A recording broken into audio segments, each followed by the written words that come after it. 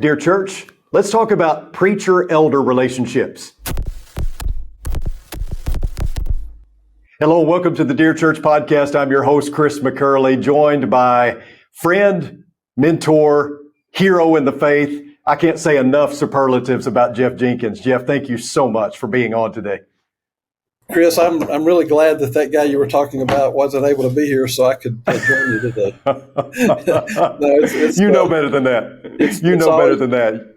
Always great to be with you, Chris. Thank you for all that you do. This is a tremendous blessing to the brotherhood, what you do through Dear Church. So thank you. Well, you're so sweet, and what you and Dale are doing with the Jenkins Institute, I know has helped so many, and I appreciate that work as well. And that's why I wanted to have you on today. I want to have you on. I wish I could have you on every week, but I definitely wanted to have you on to talk about this because I appreciate your heart and the sentiment that you have towards the church, towards elderships, towards preachers. You love preachers, you love elders, you love helping churches. And so I wanted to talk a little bit about that today and just how preachers and elders can improve their relationship. Because I don't know about you, but I hear these church horror stories when I go and speak somewhere and talk to other preachers about just, the relationship that they have and how it's somewhat volatile sometimes between them and the elders, or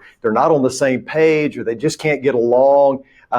So that's really where this is coming from today, and I hope that you can give some insight on how we can improve relations. And if you're a preacher watching this or an elder watching this, and you have a great relationship, then I'd love to hear about that too, because unfortunately we often hear the negative, don't we?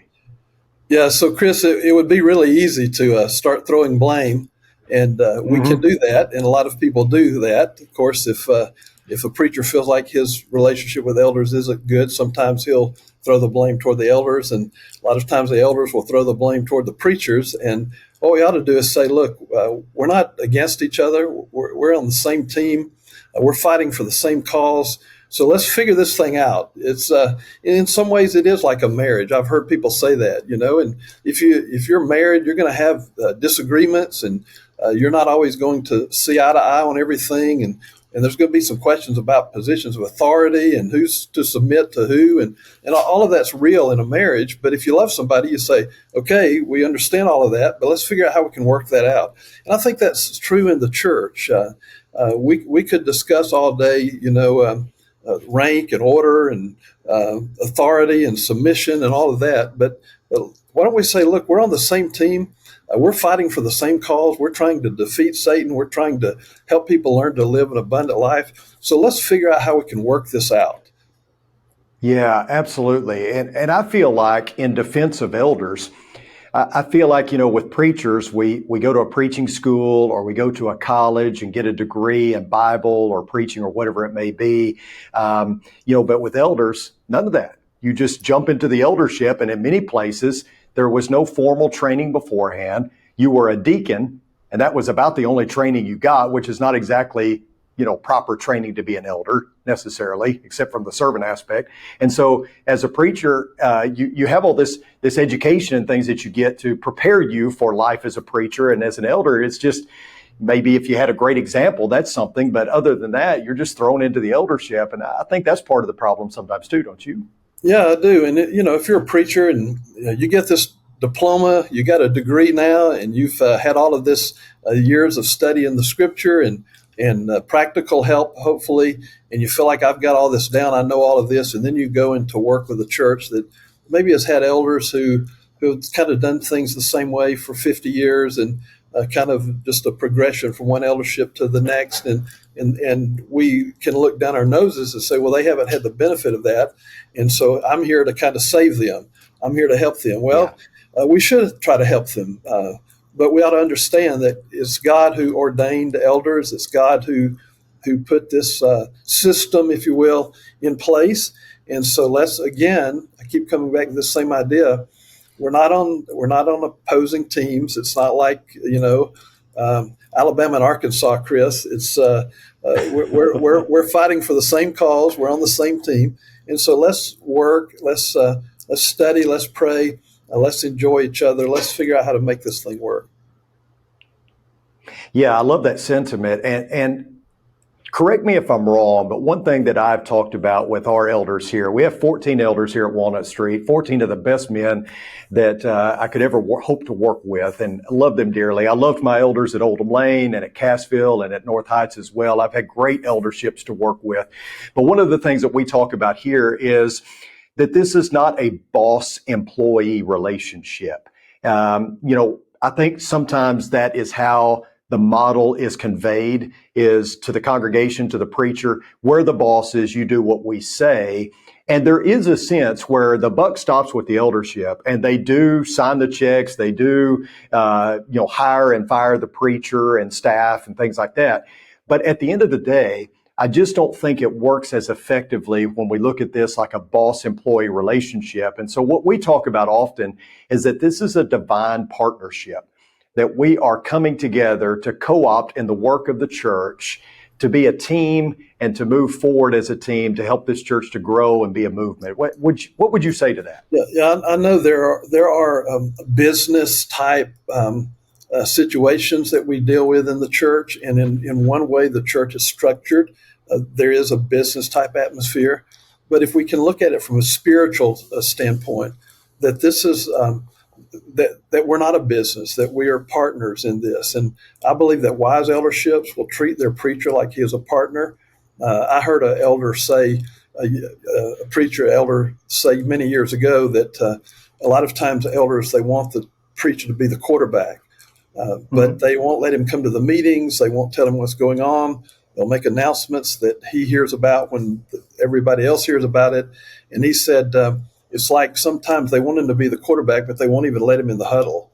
And so, they've got to, elders and preachers have to realize that, again, we're on the same team and we're trying to work together. On the other hand, sometimes preachers look at it like nobody's going to tell me what to do. I've got the education, I've got the experience.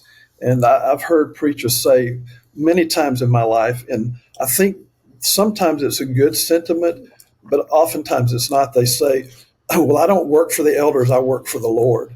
And to me, first of all, that can come across as a prideful kind of statement. And the second thing, in reality, I've said this before, and I don't mean this to be trite, but you may say, I don't work for the elders, I work for the Lord. But until the Lord starts signing your paycheck, you have a responsibility to what the elders ask you to do, what they require you to do. There is a sense where they are our overseers. We're part of the church, and so they're our overseers, they're our shepherds, and we should be willing to do what they ask us to do. We should be willing to. It is, in one sense, it is a job that we have. It's our career. It's a job, and I don't know any other job where the person who is not in authority gets to make all the decisions and kind of free will it and do whatever he wants to do without getting input from the people who are his, for lack of a better way to say, his supervisors. Yeah, absolutely. I think that setting yourself aside seems to be the best attitude to make all this work. Being able to say, this is not about me, this is about something bigger. And I think when both parties do that, it works out better for everybody, including the church, which is obviously what we're trying to do, is to be the best that we can be for God and for the church, right? Yeah. Another thing I think about oftentimes is that a lot of times elderships are, let me try to say it this way, methodical in the decisions they make, which means they take more time. And maybe as a preacher, I've got these visions. I have a vision of what I think the church should be, and I want the church to be here. And so a guy moves into a church and he finds that things maybe aren't the way that he had hoped that they would be, or that he might have even been led to believe that they would be. And so he's got this dream and this vision and these goals in his heart, and the elders don't come along with him. He gets frustrated about it, and sometimes he'll try to make decisions on his own and do things the way he thinks is best. There's some wisdom. Godly elders have wisdom. If they didn't, they shouldn't be elders. And there's something about collective wisdom, not any one man. I think what the church has that is far superior than the typical religious structure is we don't have one man in charge. We have a collective group of people. And again, wise elders will allow for their preacher to have input, and they'll listen to him. And some of that's going to come more with age and experience. And again, that's kind of a proper way too. Just because I'm 24 years old and I've got a college degree doesn't mean I'm as wise and know as much as a guy who's been doing this for 50 years. So we would do well to listen to them, to allow them to take the time that they need, but to encourage them as much as we can. Absolutely. Yeah, great advice. Jeff, what can elders and preachers do to improve their relationship, to enhance their relationship, both working relationship, but also just as Christians, members of the Lord's church? So the two things that come to my mind, first of all, number one is get to know each other. And I mean, not in an employer-employee relationship. Spend time together. I often tell, Dale and I tell young preachers in our seminars oftentimes, you should take some time to get to know your elders, especially when you're early on in the church. Take them for coffee, take them for breakfast, take them to lunch, and don't talk about the church. Don't talk about the work. Ask them about their family, about where they came from. Ask them about their work. Ask them about their hobbies. What do they enjoy doing? So spend some time getting to know one another. And I've heard guys say, well, I've been at that church for 2 years and no elder has ever taken me to lunch. No elder's ever taken me to breakfast. And what I want to say is, look, how many of them have you asked? Somebody's got to be man enough to say, I'm going to get this ball rolling. And so what would be wrong with the preacher getting the ball rolling to say, look, I've got 4 elders or I've got 14 elders. I'm going to take one elder once a month. We're going to sit down and have breakfast, have coffee, have lunch, and I'm just going to talk to him and get to know him. And then when you get to know him, continue to get to know him better. Ask him, how's your son doing in football this year?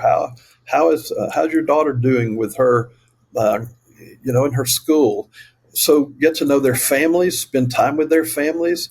And I think we would both find out, both elders and preachers, that we're not so bad guys. I mean, it's not like, these are normal people, just like I am. They have the same concerns and the same worries, and they have dreams and visions and goals too. But I think the biggest factor is just getting to know each other, spending time together. And it may not be easy, and elders may not be used to that. If you're a preacher, that may have never happened for them before. But again, it may change your relationship with them, and they'll look at you differently, and you'll look at them differently. I wholeheartedly agree. I think that is what has helped me in my relationship with any of the elders that I've worked with, is that, sometimes I had to encourage it more than they did, but, we would get together and not talk about church. There were many times where I would have conversations with these men and say, hey, look, I'm not talking preacher to elder right now. I just want to talk friend to friend and, ask for advice or whatever. And being able to just get away and loosen the collar a little bit and just have a good time, I think is vital, because I think the better the personal relationship, the better the working relationship, don't you think? Yeah, no doubt about that. Chris, my best friends in the world are preachers, but I've got some very, very dear, close friends who are elders who through the years I've worked with, because we've laughed together, we've cried together, we've worked through problems together. And if you know each other, if you can get to know each other and do that early on, and if you're a preacher and you're watching this today and you've been at a church 5 years, 10 years, and you don't feel like you have that relationship, try to start over, start now and tell them, look, I'm sorry, I haven't taken time to get to know you, and I want to get to know you better. And again, you may be shocked at how helpful that'll be and how encouraging it'll be. And so again, somebody's got to get the ball rolling. It's like think about this guy and this girl that they meet each other, and he wants to ask her out, she wants to go out, and he doesn't ask her, and she doesn't. Somebody's got to ask somebody for a date, So if you're going to build a relationship. And so somebody's got to say, let's get to know each other. Let's spend some time together. And then as that relationship grows, you can strengthen that relationship by spending time in prayer together. If you know that an elder is going to have, his wife's going to have surgery, or they've got a child that's got something coming up, just say, on a Wednesday night, I've had elders, I've said, can we go in this room and let me just pray for you about what's going on in your life this week? And again, you might be shocked at how that'll strengthen a relationship. And I can tell you this, that if you get a preacher and a group of elders who are on the same page and who enjoy working together and who like each other and who spend time together and who pray together and who get to know each other, that's going to bless the church about as much as anything I can think of. I agree. Let me shift gears for just a second here, Jeff. One of the things that I hear from preachers quite often is they feel like they're burning the candle at both ends, that they got too many irons in the fire, that they just can't get their head above water. And then you look online at the postings for jobs at various churches, and some of the postings, will be several paragraphs long of all the requirements they have for the man that they want to be their preacher. And I read through some of those, and they're not all this way, but I read through some of them and I think, so what is everybody else doing? Like, what are the elders doing? What are the members doing? Because it looks like you're going to hire a preacher, ideally, to do every single thing that everyone else should be doing as well. How do we as elders, preachers, how do we have that relationship that keeps the preacher from burning out, that divides the responsibilities? Because I think we all know we have a preacher shortage. And I'm afraid that part of the problem is we want them to do the maximum while everybody else does the minimum, perhaps, and we don't really want to pay you anything to do it. How do we fix that? Well, first of all, if I knew all the answers to that, I'd write a book and make $1 million off of it. Why don't you get on that, right? But I do think that there are things that can be done. I think that again, wise elders will sit down with a preacher, maybe have a discussion, and say, we want you to take a day off every week, 2 days off. We want you to spend time with your family. We don't want you to burn out. We want you to be here for a long time. And sometimes that's kind of self-inflicted, because a lot of preachers are kind of A-type driven personalities, and it's go, and Yes. They don't have the inside ability to slow down and to not work hard. And then more is put on them, and they want to work harder, and so they burn themselves out. But if a preacher's watching this today again, and you feel like you're in that position, I would encourage you to get some counsel. Talk to another preacher that you trust. Ask him what you can do. Then I would suggest that you sit down with your elders and say, I love this church. I love the work, but I've got to figure out how I can take some time for my wife, for my children, for myself, so I don't burn out. I'd like to stay here a long time, but I can't keep going this way. So I think honesty is important. Being upfront. If you feel like you're burning out, get some help now, and figure out a way to shift some responsibility if you need to. And I think most elders that I know, not all, but most of them would appreciate that.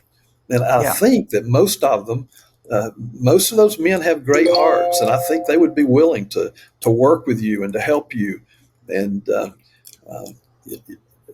so at least give it a try. Say let me let's take a time out, maybe, and let's talk about what I can do to continue to do my work that I need to do, but sometimes share responsibilities with others and make sure I have time with my family. And I've heard of some churches. I preached in local work for about 45 years. I've heard of some churches who gave preachers sabbaticals. I think that's a great idea. I never had a sabbatical.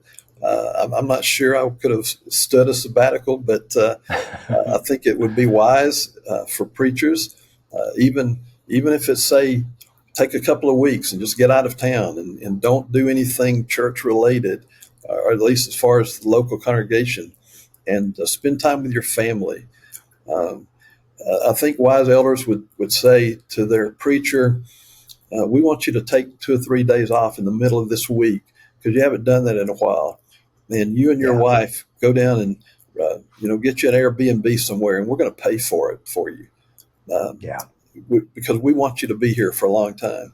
But if you're the preacher and you find yourself in that position and you don't feel like you're making progress, that's where I think it would be important for you to get some counsel from some older preacher, and then to sit down with your elders and have a kind of a heart-to-heart talk with them. Yeah, good stuff. I feel like, Jeff, that a lot of times, I say a lot of times, I don't know that. I feel like, though, in talking with other preachers, that sometimes they feel like they are an expense rather than an investment. And everything that we are talking about here is trying to make the relationship more of, this is an investment in our preacher.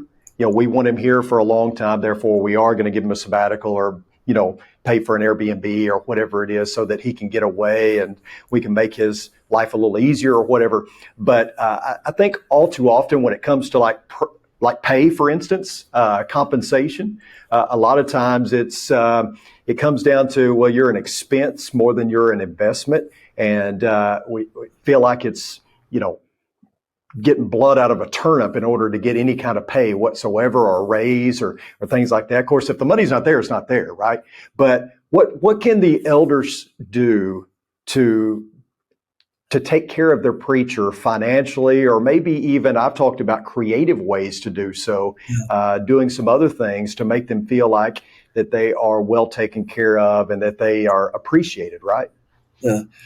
First of all, I would say from our experience, Dale and I do a lot of work with churches who are looking for preachers.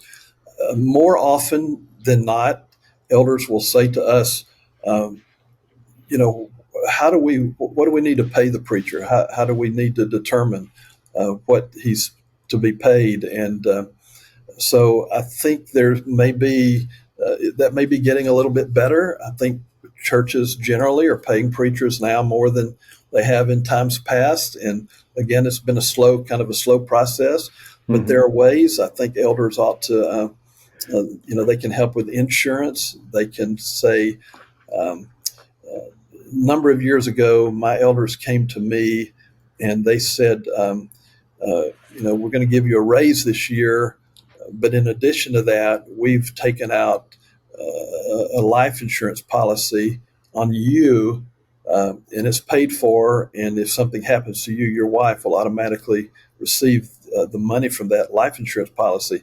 I had no idea they were going to do that. That's nice. That was a tremendous gift to me, a tremendous gift to my wife. It said to her, "We appreciate you. We're going to take care of you if something happens to Jeff," and that cost that church very little.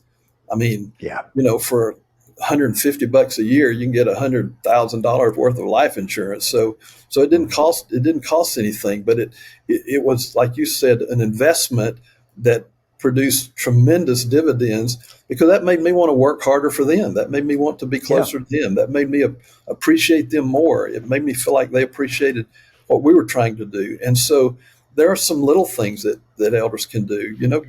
Give your preacher a bonus at the end of the year. Give it to him. If he's got children, give it to him around Thanksgiving time, so it can help with Christmas gifts for the children. There are preachers who struggle at that time of year. And, some elders say, we'll give it to you in the end of December. We'll change your heart and give it to him in the end of November, because that's when he's going to need it the most. Buy him a computer. That there are many, many things that elders can do to say that don't cost much money. Now, up front, I think it's important to say, okay, can we help with insurance? Can we start a retirement plan for our preacher, kind of a matching retirement plan? Are we paying him? Don't necessarily, if I were talking to elders, I would say don't necessarily pay him for what he's worth, but pay him for what he can be worth to you. what if you're trying to hire a preacher and you're going to pay him, let's say $80,000? How would it hurt the church if you said, okay, let's pay him $85,000? To that preacher, that would be a tremendous thing that wouldn't cost the church much money at all. So I would say to elders, just be aware, talk to other elders, talk to other preachers who are in similar situations, in a community, in an area, in a region, the size of the church. I don't think necessarily that preachers ought to start out making the top kind of money. Nobody does that in the business world. If you're joining a company as one of their accountants or CPAs, you're not going to make as much money as the guy who's been working for them for 20 years will. And that's the way it should be. And so I think sometimes preachers think, well, I ought to be making as much money as some guy in the corporate world who works for a Fortune 500 company. Well, that's not very realistic. But we can again figure out ways to work together through this. Yeah, and I agree with you. I think that that's much better than it was in the past. I think by and large, churches have realized we've got to be able to pay somebody if we want somebody that we trust and that we love to be here for long term. We've got to compensate them well. I think it all goes back to what we've been saying all the way through this podcast is that, are you an expense or an investment? And if you're an investment, then you're going to pour into that person in many ways in order to keep them there and to be a part. Because I tell our folks here at Walnut Street, I'm not just your preacher, I'm a member here and we're family. And so if we're all family, then we want to take care of each other. And I think that churches are doing better and better with that. Jeff? I would say, Chris, I would say to elders, if you've been an elder for 30 years and you've hired 5 preachers or 3 preachers, let's say 3 preachers, and you've got to hire a preacher now, you shouldn't think that you can pay him the same amount starting off that you paid the guy 30 years ago starting off. Absolutely. Just because that's the way it was. So at least give consideration to how times have changed, how the economy is, education, and all of those things, and figure out a way to increase that amount. And to elders, go to the church and say, look, we want this guy. He's going to be a blessing to his family, are going to be a blessing to us for 15, 20, 30 years. And we want to make a good investment. So we're asking you to help us out with this. Yeah.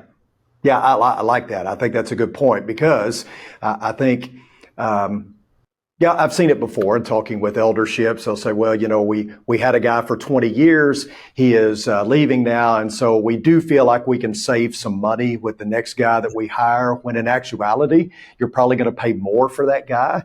And that's a little bit eye-opening for elders. There's a bit of sticker shock sometimes when they haven't hired a guy in a while to see what they probably have to pay somebody.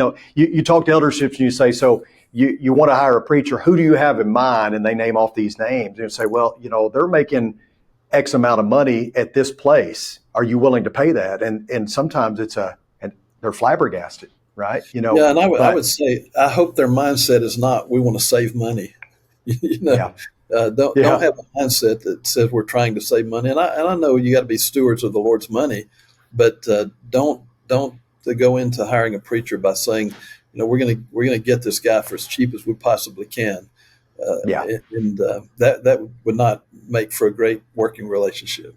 Especially if he knew about that beforehand, right? Especially. Yeah. What do you think about, hiring a preacher today? Jeff, we've got several churches that I've been in contact with that are asking about candidates, or they're looking at guys. They'll say, do you know this guy? What do you think about him?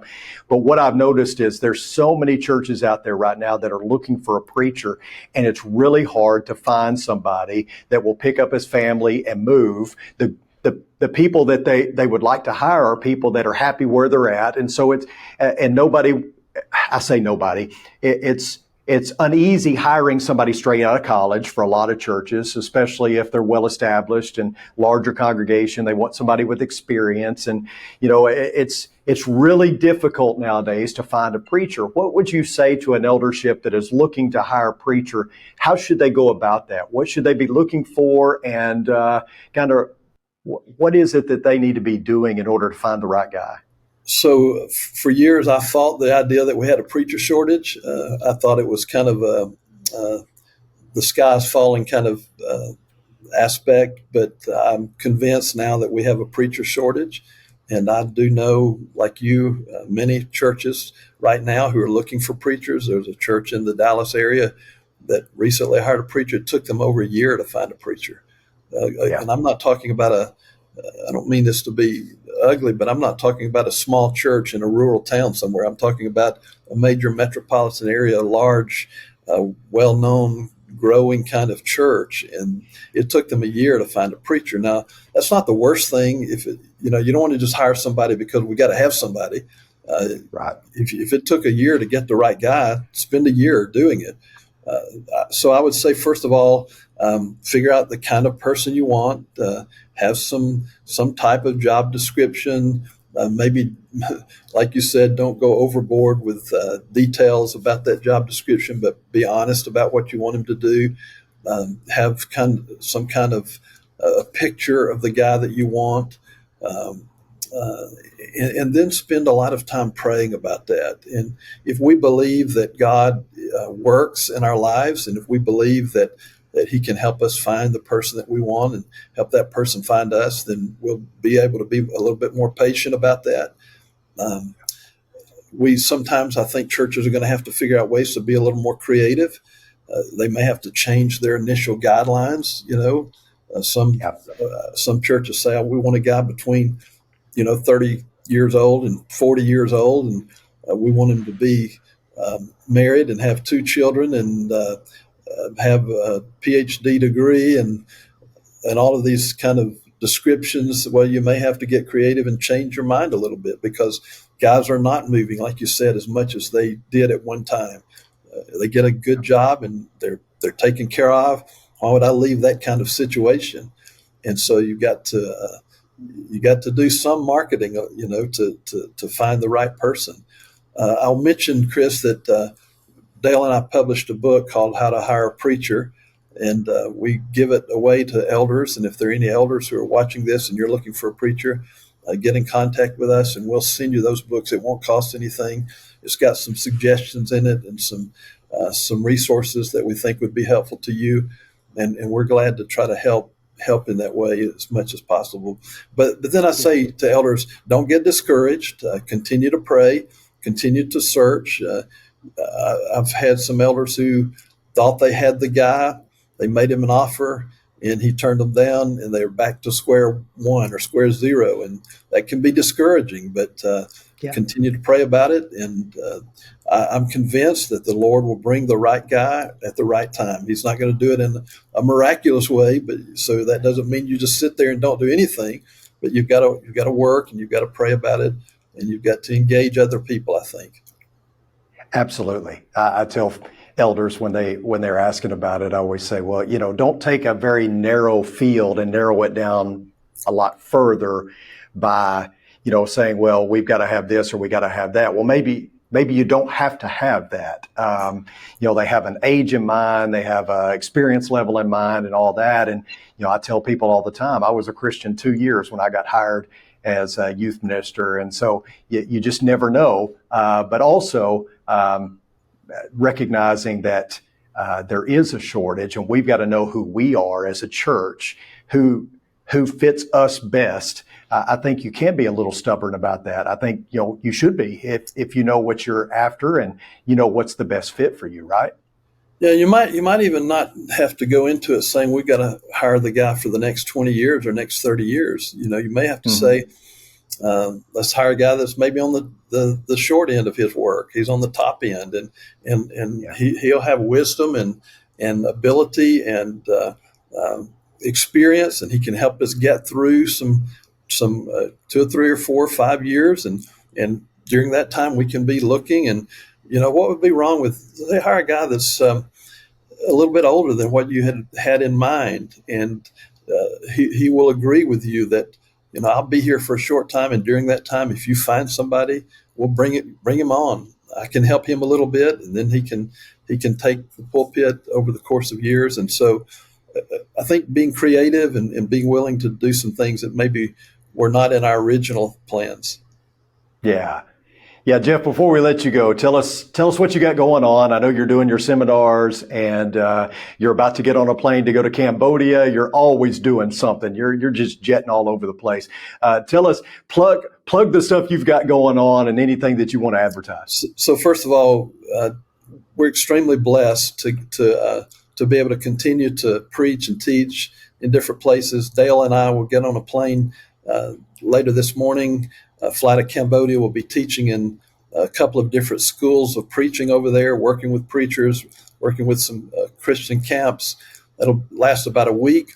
We'll fly from there to London, England, where we'll work with a church there and some preachers in that area for a week. And then we fly from there to Scotland for a week and work again with preachers. And then we fly to another foreign country, North Carolina, for a few days to work with preachers.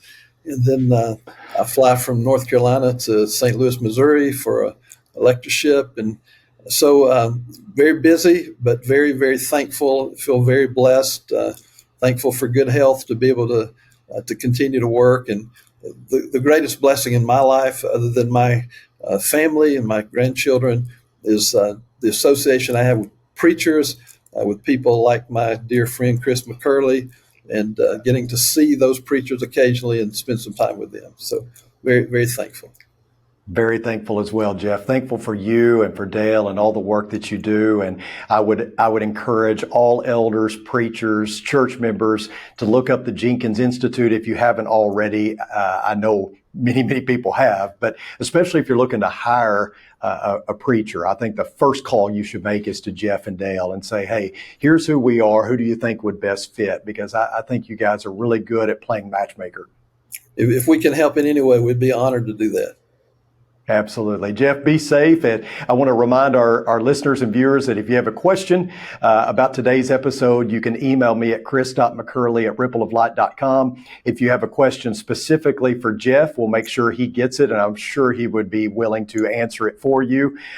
He's always willing to talk with anyone about the work of the church, and that's why he is such a blessing to the brotherhood. Jeff, thank you for tuning in and being a part of this today. I love you, brother.